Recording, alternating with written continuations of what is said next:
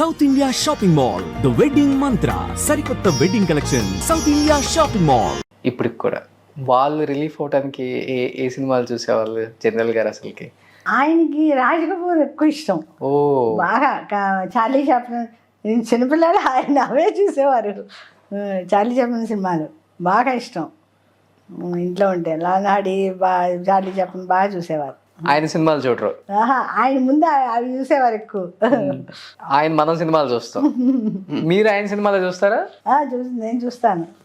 ఇప్పుడు తగ్గింది కానీ బాగా ఇదివరకు అయితే చూసేవాళ్ళం. మా పిల్లల్ని పెట్టుకుని కూర్చొని ఆయన సినిమాలు వాళ్ళకి తెలియాలి కదా అన్నీ. ఇప్పుడు ఎవరన్నా మా కజిన్ వాళ్ళ ఇంటికి వెళ్తే కూర్చొని అక్కడ చూస్తూ ఉంటాం. వాళ్ళు మేము కలిసి అందరం కలిసి చూస్తాం. మా అమ్మాయి ఇంటికి వెళ్తే కూడా అక్కడ ఆయన సినిమాలు చూస్తాం. ఏం చేస్తారు అల్లుడు? అల్లుడు సాఫ్ట్వేర్ అండి. అటు బయటకే ఇచ్చేసారు? అంటే ఇంకా అమెరికాలో అవి వెళ్ళలేదు, అదొకటి గొప్ప అదృష్టం. ఇండియాలోనే నేను నాదే ఉందిలేండి, వాళ్ళ ఇష్టం, వాళ్ళు వెళ్తా అంటే. కానీ మా అమ్మాయికి ఇష్టం లేదు, ఇండియాలో ఉండడమే ఇష్టం. ఆయన తప్పితే మీ ఫ్యామిలీ నుంచి కానీ ఆయన ఫ్యామిలీ నుంచి కానీ ఇండస్ట్రీలో ఎవరు లేరు కదా? ఎవరు లేరండి, ఎవరు లేరు. ఈయనది అసలు ఎలా అన్ఎక్స్పెక్టెడ్ ఎలా వచ్చారో అర్థం కాలేదు అసలు. ఎవ్వరు లేరు, మా వాళ్ళు ఎవరు లేరు, ఇటు లేరు అటు లేరు.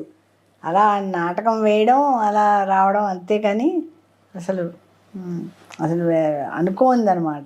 జంధ్యాల గారు చెన్నైలో ఉన్నప్పుడు కానీ హైదరాబాద్లో ఉన్నప్పుడు కానీ ఒకనొక టైంలో కొన్ని ఫైనాన్షియల్ స్ట్రగుల్స్ అయితే ఫేస్ చేశారు.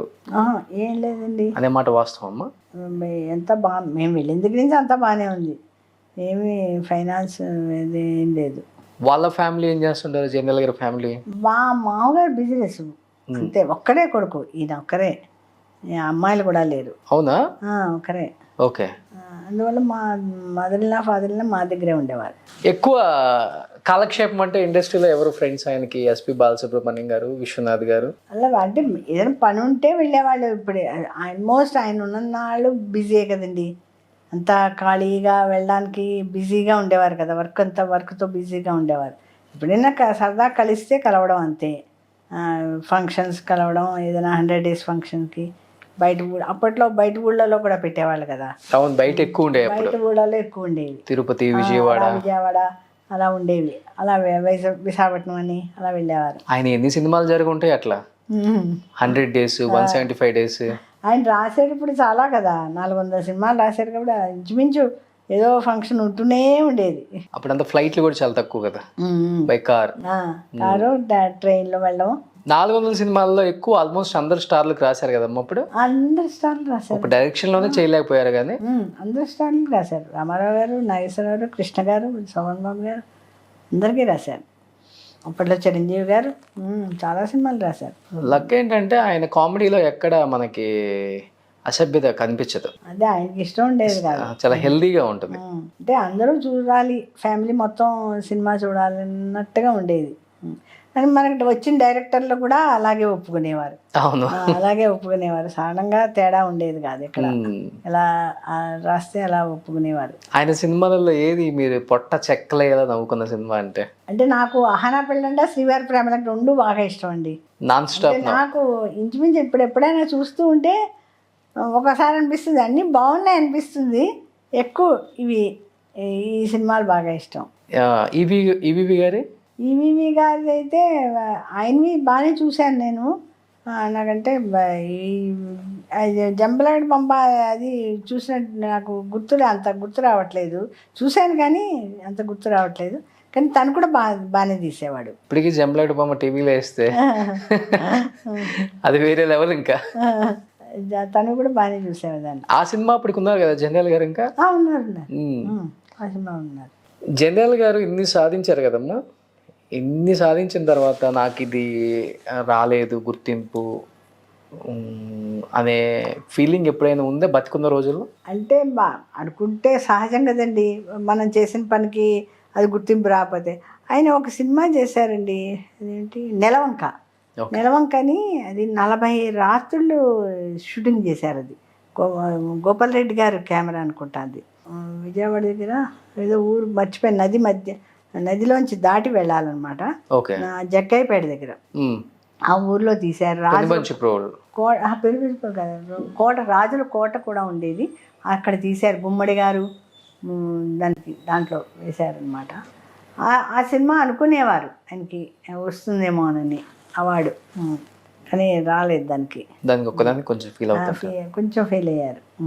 వస్తుందని అనుకున్నారు, రాలేదు. గురువు గారికి బాగా ఇష్టమైన హాస్య నటులు ఎవరు? బ్రహ్మానందం గారా, కోట గారా? కోట గారు ఇష్టం, బ్రహ్మానందం గారు ఇష్టం. ఆయన కోట గారు కూడా చాలా బాగా చేసేవారు కదా. ఏదైనా ఇప్పుడు అహనా పెళ్ళింట్లో చూడండి ఎంత బాగా చేశారు, చాలా బాగా చేసేవారు కదా. అందుకని ఆయన ఇష్టం. వీరభద్రం అంటే చాలా ఇష్టం. వీరభద్రం ఆయన డైలాగ్ డెలివరీ ఎంత ఇష్టం అసలు. టైం పట్టేది కాదట, ఇలా చెప్పంగానే అలా వెంటనే చేసేసేవాట. చాలా ఇష్టం. వేలు గారు వీళ్ళందరూ. వేలు గారు కూడా గురువు గారే పరిచయం చేసింది. వీరభద్రరావు గారు, వేలు గారు ఇద్దరిని. శృతి, వేలు, శ్రీలక్ష్మి గారు. శ్రీలక్ష్మికి అయితే అసలు బాగా చెప్పాల్సి వచ్చేది. కొంచెం పాప డైలాగులు అవి మర్చిపోతే కోప్పడేవారట. కోప్పడి ఏంటి ఒకసారి మళ్ళీ నేర్చుకో అని చెప్పేసి అలా తనే చెప్తుంది, నాకు ఎప్పుడు జంజాలు గారు చెప్తే ఇట్లే అని.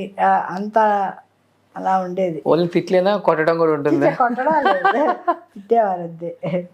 ఏదో ఆయన భుజం మీద తువాలు వేసుకునేవారు, ఆ తువాలు విదిలిచ్చేవారు వాడు అంతే, సరిగా రాకపోతే. బట్ అప్పటి వరకు స్టార్ రైటర్గా ఉన్న జంజాల్ గారు ఒక్కసారిగా స్టార్ డైరెక్టర్ అవ్వబోతున్నారు అంటే ఇండస్ట్రీలో కూడా ఉంటుంది కదా, ఉన్న డైరెక్టర్స్ కొంత స్టార్ట్ అవుతుంది కదా, అలా స్టార్ట్ అయిందా? ఏమో మరి, అది నాకు తెలియదు. అది ఏం స్టార్ట్ అయిందో నాకు తెలీదు. ఆల్రెడీ ప్రూవ్ చేసుకున్నారు కాబట్టి అక్కడ కూడా ప్రూవ్ చేసుకుంటారు. అప్పుడు కాక అది ఇంకా అప్పుడు వేల మీదే ఉంది. స్టార్ డైరెక్టర్స్ అంటే ఇంతవరకే ఉంటారు. ఒక రాఘవేంద్రరావు గారు, ఒక కోదండరామరెడ్డి గారు, ఒక దాసనారాయణరావు గారు, ఇవే పేర్లు ఉండే. అప్పుడు ఒక 4-5 పేర్లు తప్పితే ఎక్కువ వినిపించవు. ఇప్పుడంటే ఎంతమంది డైరెక్టర్లు వచ్చారు కానీ అప్పుడు అలా ఉండదు. ఒక హీరోనే ఒక డైరెక్టర్తోనే 10-15 సినిమాలు చేస్తారు. అలా గురువుగారికి ఏమన్నా అడ్డంకులు ఎదురయ్యాయమ్మా? ఏమో నాకని తెలియదు కానీ నేను ఏమి లేదనే అనుకుంటున్నాను. ఏమి అడ్డంకులు ఏం రాలేదని. సాఫీగానే వెళ్ళిపోయింది. బట్ ఆయన ఏమనుకున్నారు అయ్యే తీశారు. అంతే అంతే, అది ఆయన నచ్చింది అలా తీసేవారు అంతే. ఒక టైప్ ఆఫ్ సినిమాలు తీయాలి, ఈ సినిమాలకి నేను కేర్ ఆఫ్ అడ్రస్ అనిపించుకున్నారు. అంతే అంతే, దానిలో వరకు full satisfied. Super. But last డేస్లో ఆయన బాధపడిన సందర్భం ఏమైనా ఉందా? పర్సనల్ లైఫ్ కానీ ప్రొఫెషనల్ లైఫ్ కానీ ఎప్పుడైనా? సినిమా ఫీల్డ్ అంటే తెలుసున్నదే కదండి. లాస్ట్ అంటే మేము ఇక్కడికి షిఫ్ట్ అయ్యాక కొంచెం తక్కువగానే ఉన్నాయి సినిమాలు అంతే, అంతకన్నా ఏమీ లేదు. ఇంకా అంతేలేండి, ఆయన పోయడంకి లాస్ట్ చేశారు అంతే కదా. ఇంకా ఎటు వచ్చి డిస్కషన్ అయ్యేవి. ఆయన రేపు పోతానుగా ఈరోజు కూడా డిస్కషన్కి వెళ్ళారు. మాకు ఒక ఆయన తెలుసున్న ఆయన ఉన్నారు, ఆయన ఏదో తీస్తానంటే వాళ్ళిద్దరూ డిస్కషన్కి ఆఫీస్ ఇక్కడ మా ఇంటి దగ్గరే ఉండేది ఆఫీసు, అక్కడికి డిస్కషన్కి వెళ్ళారు.